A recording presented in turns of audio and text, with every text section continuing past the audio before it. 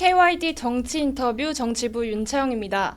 오늘은 4월 10일 총선에서 서울 중성동을 재선에 성공한 박성준 더불어민주당 의원님 모셨습니다. 안녕하세요. 네, 안녕하세요. 반갑습니다. 네, 우선 재선 당선 축하드립니다. 예, 반갑습니다. 네, 이제 또 동일 지역에 재선이 되셨잖아요. 예. 21대를 마무리하는 소회와 또 22대를 맞이하는 그런 각오 한 말씀 부탁드립니다. 이번 총선이 이제 정권 심판에 의해서 유권자들이 이제 심판을 했고, 윤석열 정권 심판을 했고, 제가 이번 총선에서 정권 심판 그리고 인류도시 성동 중구를 만들기 위해서, 중구 성동구를 만들기 위해서 일을 하겠다라고 하는데요.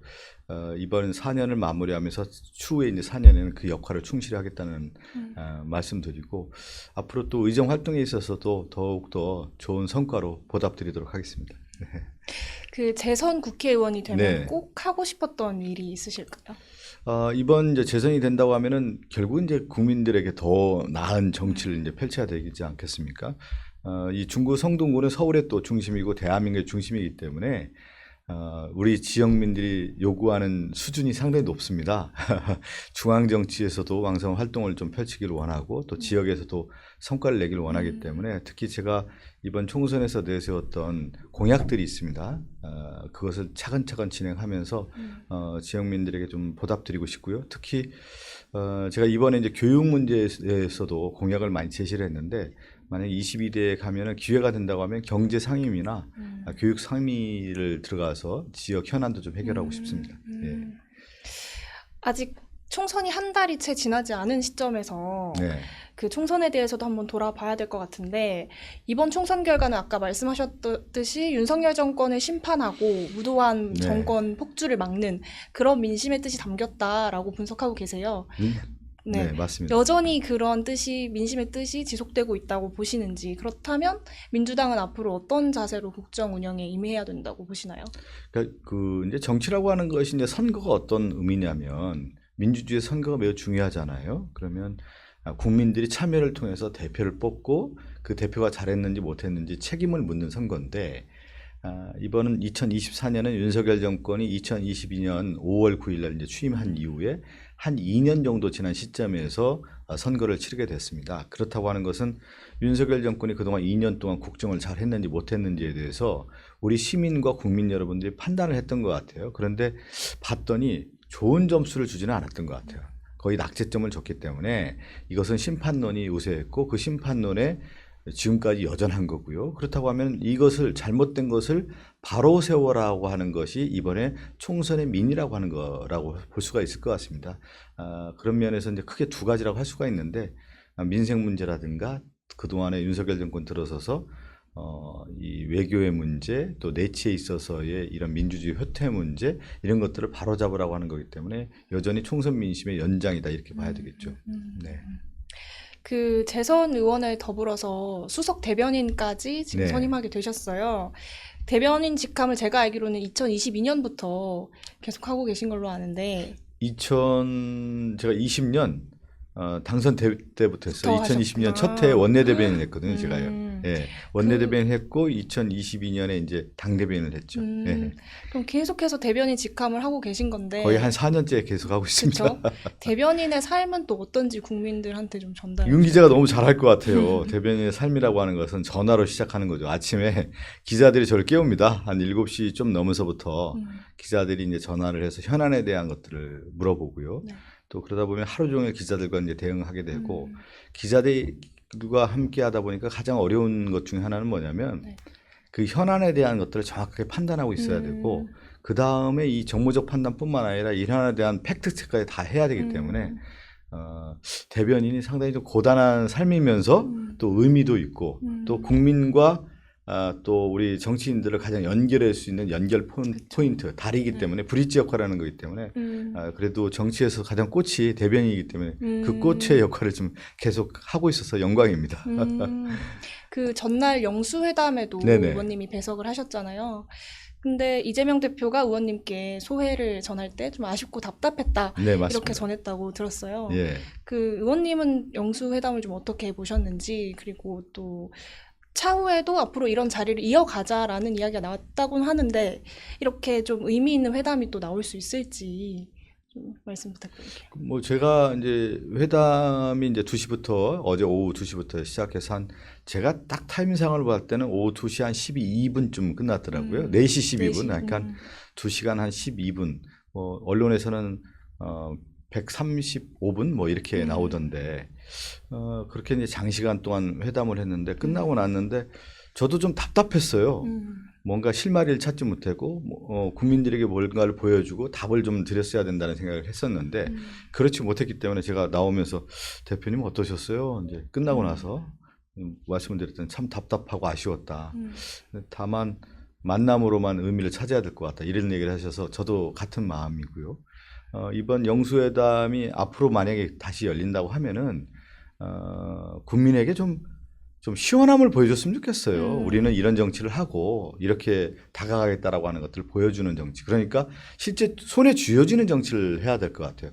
이제 악수를 통해서 손을 잡기는 했지만 국민들에게 뭔가 손에 잡히는 그런 정치를 해야 된다는 생각이 들었어서 그래서 끊임없이 저희가 이제 의제 얘기를 했던 거고요. 또 의제를 통해서 대통령과 야당 대표가 만나서 그러면 국민에게 가장 필요한 것들은 이런 거다라고 하는 것들 우리가 실제 이렇게 뭐 의견도 좁혔고 또 일치 보는 부분은 이런 거다라는 것들을 좀 보여줬어야 되는 건데 어제의 만남이라는 것은 단순하게 그냥 만났다라는 데 의의를 찾아야 될 것 같습니다. 오히려 영수회담을 통해서 예. 여러 의제들은 아직 의견 일치가 안 되는 걸 더 많이 보여준 듯한 느낌이 들어요. 그렇죠. 예. 이런 부분을 좀 어떻게 좁혀 나갈 수 있을지. 좁히기는 좀 어려울 것 같아요. 어제 이제 봤을 때 그 좁혀지지 않는 간극을 확인하고 나오는 자리였죠. 뭐냐면 민당에서는 이제 크게 봤을 때 이 총선의 민심이 민생 회복, 민생 경제가 파탄났기 때문에 긴급 조치를 통해서 민생 회복이 필요하다는 데 있어서 우리는 그런 생각을 갖고 있었고요. 또 하나는 2년 동안 이념에 의한 정치라든가 또 민주주의 퇴행이라든가 갈라치기라든가 예를 들면 공산 전체주의라든가 또 외교의 문제라든가 이런 것들이 국정규조가 잘못됐다는 거 아니겠어요? 특히 거부권 남발이라든가 이 특검에 대한 것들을 거부하고 그래서 국정규조 전환을 요구를 했는데 그것이 대통령께서 받아들이지 않았기 때문에 그러면 이 현실에 대한 것이 그러면 윤석열 대통령이 그동안의 2년 동안 유지해왔던 리더십을 계속 유지하겠다라는 뜻으로 비춰지는 거 아니겠습니까? 그렇다고 하면 상황 인식이 아직은 좀 아니한 거 아니냐. 그리고 지금 위기 국면에 있어서 국민들에게 뭘 보여줄 것이냐. 이것이 안 나왔기 때문에 저희들은 답답하다. 그리고 결국은 민당은 그동안에 걸어왔던 길 묵묵하게 민생 문제와 국정규조 전환에 대한 우리가 이제 바로 잡아야 될 걸 바로 세움으로 가는 그런 정치를 펼쳐야 된다는 말씀 드리겠습니다. 근데 민주당은 이제 5월 2일에 본회의 열면 그 최혜병 특검 같은 경우에는 네네. 통과시키고자 하고 있잖아요. 근데 이제 본회의 일정조차도 지금 합의가 제대로 안 되고 있고 또 어제 영수회담에서도 그것에 대해서는 대통령이 답을 내놓지 않으셨고 근데 이걸 계속 추진하다 보면 또 윤석열 대통령이 거부권을 하는 수순으로 돌아올 것 같은데 이러면 또 다시 극한 대립 혹은 대치 상황에 대한 또 국민적인 비판이 있지 않을까 싶긴 하거든요. 아니 그게 국민적 비판이 아니라 이번에 총선에서 해병대원 사망 사건 의혹 아닙니까? 윗선 개입 의혹 아니에요. 분명히 윗선 개입했다라는 정황들이 지금 드러나고 있지 않습니까? 공수처에서 수사를 하고 있고 아니 국방의 의무를 지기 위해서 군대에 간 사람이 사망을 했어요. 그 사망에 대해서 어떻게 됐는지 수사를 하고 진실 규명을 하려고 하는 박정훈 대령을 오히려 무슨 항명수괴죄 저는 처음 들어봅니다. 이런 죄를 뒤집어 씌워서 억울하게 지금 이제 구속시키려고 하는 것이 이 정권 아니겠습니까? 그런 전체적인 것들은 뭐냐면 대통령실이 개입했다는 정황들이 지금 나오고 있기 때문에 이것은 당연히 총선 민의에서 진실규명하라, 특검을 하라고 하는 것이 시대적인 명령 아닙니까? 국민의 명령이기 때문에 우리는 당연히 그렇게 해야 되는 거고요. 5월 임시국회는 열 수밖에 없는 거예요. 역대 5월에 그 새로운 국회가 열리기 전 마지막 국회, 21대 국회를 정리하는 차원에서 본회의를 열어야 되는 것은 당연한 거고요. 그렇다고 하면 국민의힘이 의원들이 책임 회피하는 거 아니겠습니까? 국민들의 큰 질타를 벗어나기 어렵다고 보기 때문에 저는 5월 본회의는 열릴 거라고 보고요. 그렇지만 총선 민의에서 드러났던 이 해병대원 사망 사건 최상병 사건 의혹, 윗선 개입 의혹에 대해서는 특검법을 발의를 하고 저희들이 반드시 통과시킬 거라고 보고 있고요. 여기에 대해서 만약에 윤석열 대통령이 또 다른 거부권을 행사한다고 하면 국민들이 이걸 용납할 수 있을 것인지는 모르겠습니다. 왜 그러냐면 총선에서 그렇게 하지 말라고 했지 않습니까? 특히 제가 한 번 더 부연을 드리면 특검법뿐만 아니라 이제 거부권과 관련해서 역대 정부, 특히 보수 정부만 비교해 보면 이명박 정부에서는 한 번인가 했고요, 거부권을. 그 다음에 박근혜 대통령 같은 경우는 한 두 번 했습니다. 그런데 윤석열 대통령은 지금 채 2년도 안 됐는데 지금 9번의 거부권을 하지 않았습니까? 이것은 지나치게 국회를 무시하는 처사죠. 그래서 저희 민주당이 이러한 것을 하지 말라, 자제하라, 국정기조의 전환을 요구했던 겁니다. 예.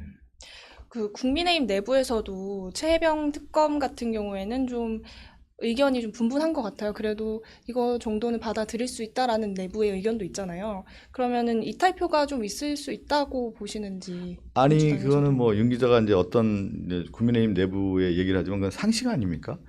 그러면 국회의원들 나왔던 분들은 국민들을 바라보고 정치하는 건데 유권자분들이 아마 지역에 가면 그 해병대원 사망 억울한 거 어떻게 되는지 밝히라고 아마 의원들에게 다 얘기했을 거예요. 근데 그 민의를 현장에 있는 국회의원 후보들이 어떻게 거부할 수 있겠습니까? 국회의원 됐는데 그러면 그것을 아니다라고 얘기할 수 있겠습니까? 그것은 상식적 수준에서 저는 국회 본회의에서 통과를 시켜야 되는 것이 국민의힘의 의원들도 참여해야 된다고 봅니다. 네.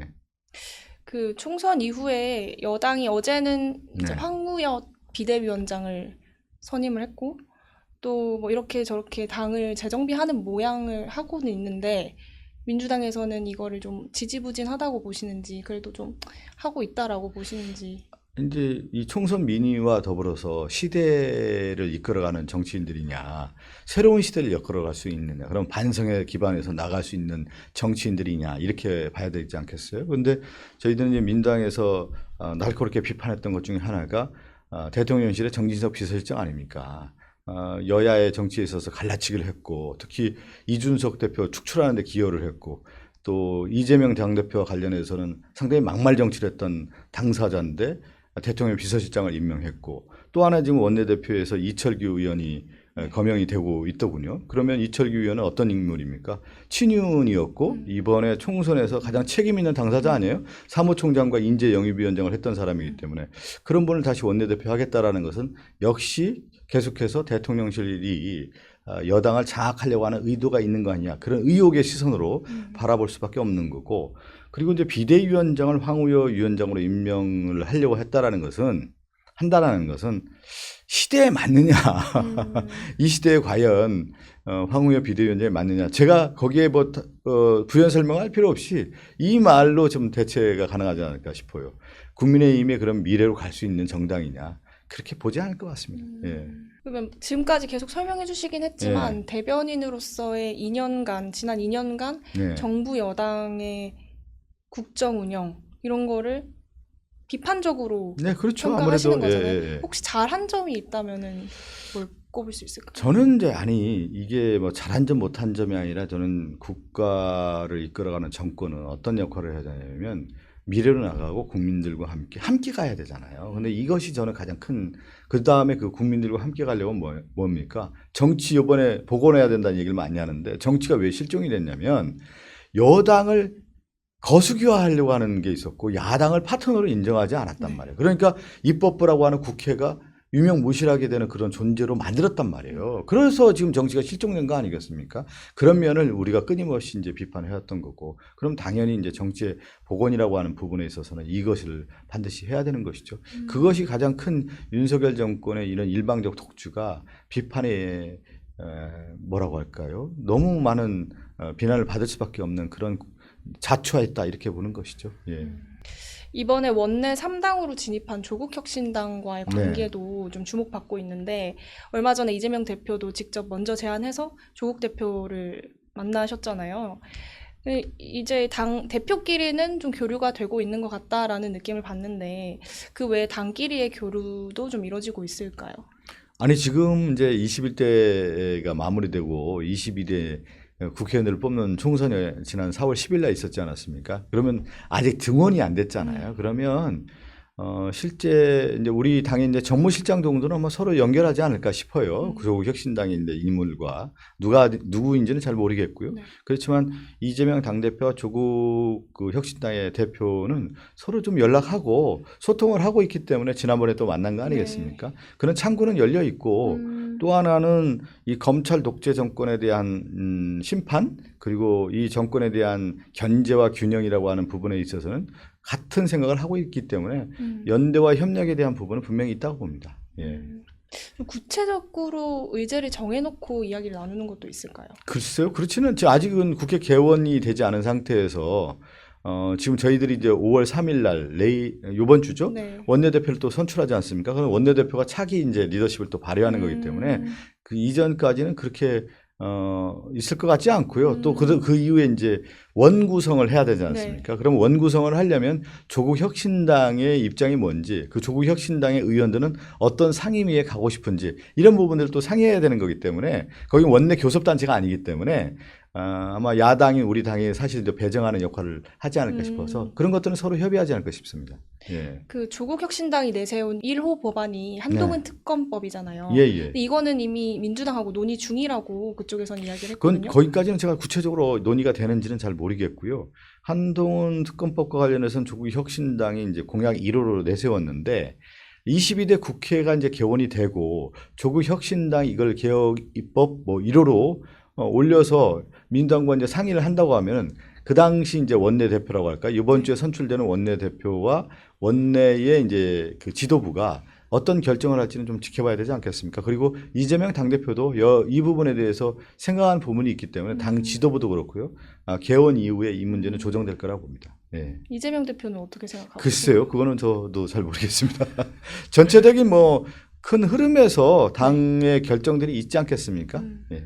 그리고 저도 이제 그 조국 혁신당 대표가 얘기했던 한동훈 특검법에 대한 것들은 국민들이 상당히 이 부분이 필요하다는 생각을 가졌던 것 같아요. 그렇기 때문에 조국 혁신당에 지지를 보냈던 거 아니겠습니까? 그렇다고 하면 국민의 민이라고 하는 부분에 있어서 민주당도 그것을 곰곰이 생각해보고 이게 무엇인지를 따져서 만약에 필요하다고 하면 그런 특검법들을 수용해야 되는지 안 해야 되는지를 따져봐야 되겠죠. 예. 그리고 이 이야기는 좀 계속 나오고 좀 서로 방어적인 답변만 오고 가고 있는 것 같긴 한데 원내교섭단체 네네네. 조국 혁신당은 아직 안 됐기 때문에 20석이 돼야 되잖아요. 네. 그래서 이거를 현행 기준을 좀 낮춰서 10석으로 하자라고 조국 혁신당 주장하고 있고 민주당도 총선 기간에는 그런 이야기가 좀 나왔었는데 이게 총선 이후에는 뭐 거기에 대해서 별 구체적인 논의를 하고 있진 않은 것 같아서. 그거는 이제 21대 국회에서 논의될 수 있는 공간이 없지 않습니까? 지금 공간도 없고 또 22대 국회에 들어가서 개원이 된 상태에서 조국 혁신당이 그런 입장을 내놓는다고 하면 또 논의 테이블에 있을지는 모르겠는데 지금 이 시점에서 그 원내교섭단체의 그 기준을 10석으로 한다라고 하는 것이 아직은 저희들 민주당 안에서 논의되고 있지는 않다고 봅니다. 네. 그래도 민주당은 10석 이하로 그 얘기를 저는 우리 당 지도부 안에서 들어본 적은 없어요. 사실은요. 그것을 어떤 논의한다, 어떻게 숙성이 됐다, 얘기가 되고 있다라는 얘기를 못 들었기 때문에 네. 제가 여기서 뭐 대변인으로서 그 얘기를 한다는 것은 적절하지 않은 것 같고요. 예. 그 이번 주 금요일에 열리는 원내대표 선거에 네네. 박찬대 의원님 혼자 입후보 하셨어요. 이게 사상 처음이라고 하는데 왜 이번에는 단독 입후보로 이렇게 추려졌을까?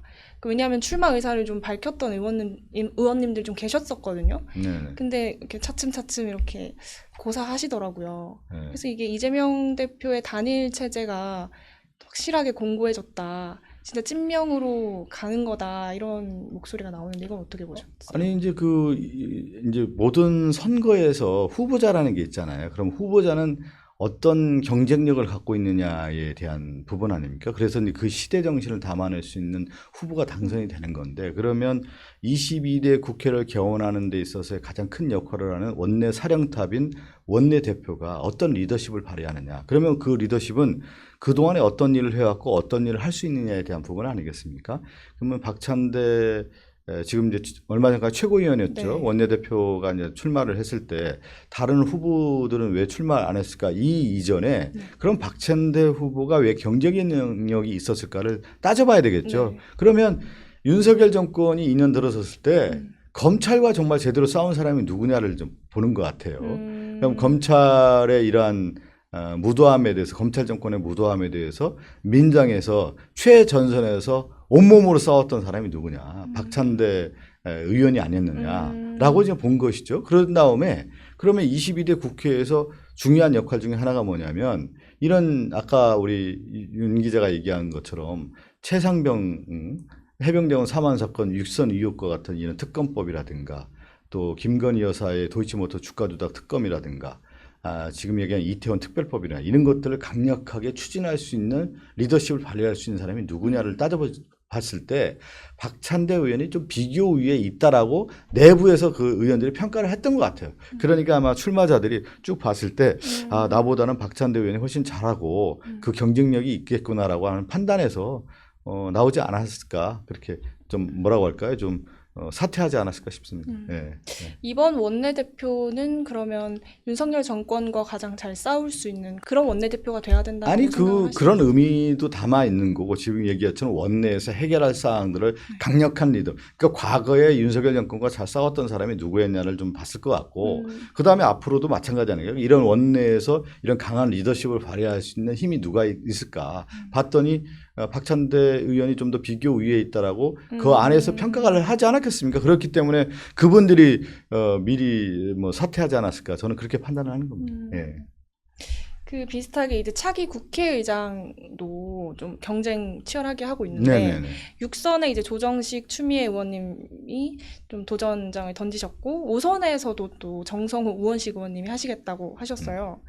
근데 이렇게 5선이 국회의장에 뛰어드는 것도 조금 이례적이라는 이야기가 나오는데 이렇게 의장직의 후보군이 좀 몰리는 이유는 어떻게 보셨어요?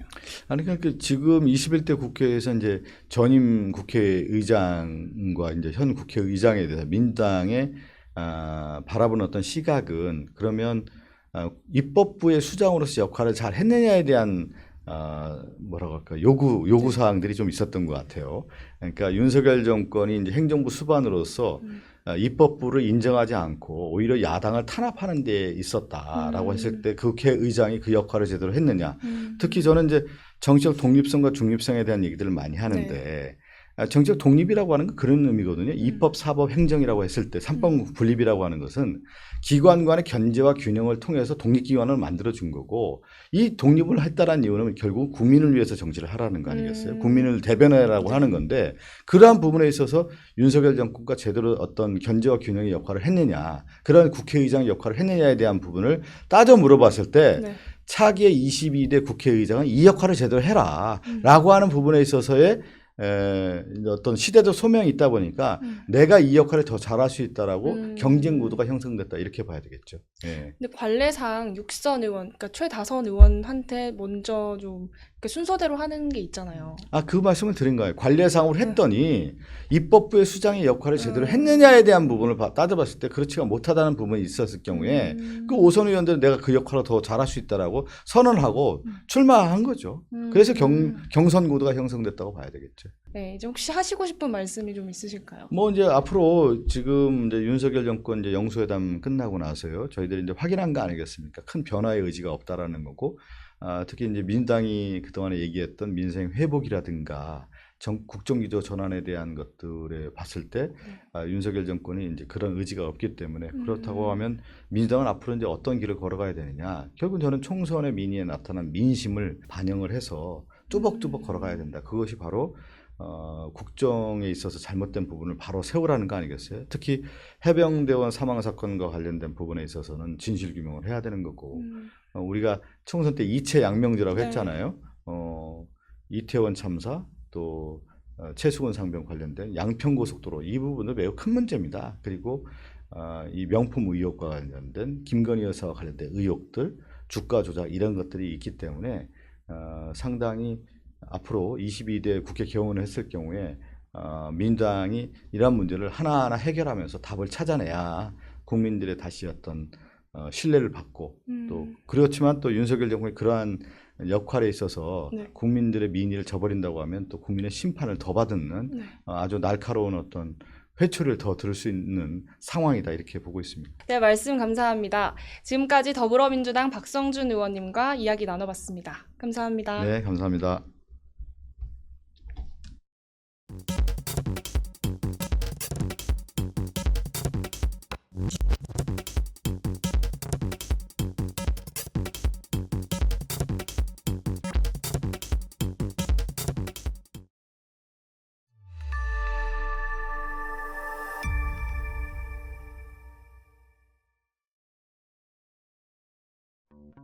청년 대한민국의 미래 왜 우리는 꼭 실패한 대통령들이 나와야 될까? 우리 자녀 세대에도 물려줘야 될 명백한 도덕적 의무를 갖고 있는데 과연 우리 세대가 그걸 제대로 하고 있느냐? 청년들을 만날 때마다 굉장히 어려운 상황이라는 것을 많이 느낍니다. 아이가 이제 고3이 지나고 나면 무관심해진다는 거예요. 우리가 지금 행동하지 않아서 지금 이대로 그냥 굴러가서 제가 죽어서 누워있을 때 손주가 무덤에 와가지고 할아버지 왜 그러셨어요? 아마 태클도 많이 들어올 거고 장애물도 많을 겁니다. 그런데 이러한 것을 혼자는 극복하기가 어려울 것이고 저는 사실 좀 약간 무거운 마음으로 이 자리에 섰습니다. KYD라 하면 코리아 유스드림, 대한민국 청년의 꿈, 정치, 경제, 사회, 문화, 대한민국의 각 분야가 과연 미래가 밝은지라고 질문을 던지면 밝다고 할 사람이 과연 얼마나 있을까? 청년이 좀 꿈을 꿀 수 있는 그런 나라로 이 나라를, 대한민국을 만들어 봤으면 좋겠다.